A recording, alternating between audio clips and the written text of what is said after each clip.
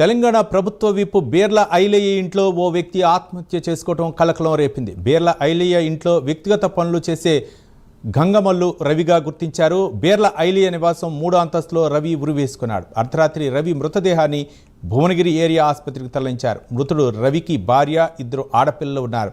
ఆసుపత్రికి వెళ్లి రవి కుటుంబ సభ్యులను బీర్ల ఐలయ్య పరామర్శించారు. రవి ఆత్మహత్యకు గల కారణాలు తెలియాల్సి ఉందన్నారు పోలీసులు.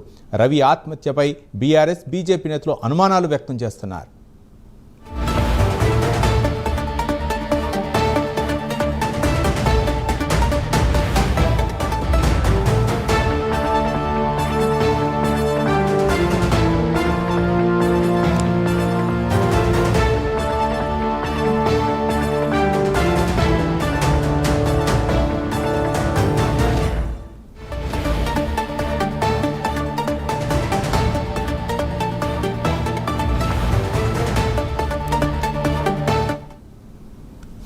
తెలంగాణ ప్రభుత్వ విప్ బీర్ల ఐలయ్య ఇంట్లో ఓ వ్యక్తి ఆత్మహత్య చేసుకున్నాడు.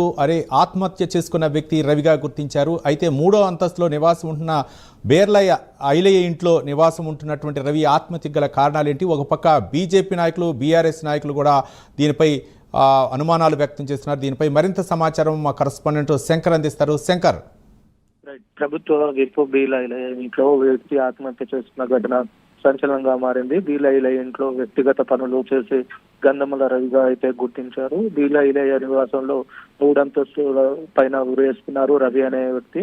అర్ధరాత్రి రవి మృతదేహాన్ని భువనగిరి ఆసుపత్రికి అయితే హుటాహుటిగా తరలించిన పరిస్థితి కనపడుతుంది. మృతుడు గంధమల రవికి భార్య, 2 పిల్లలు ఉన్నారట్లుగా తెలుస్తుంది.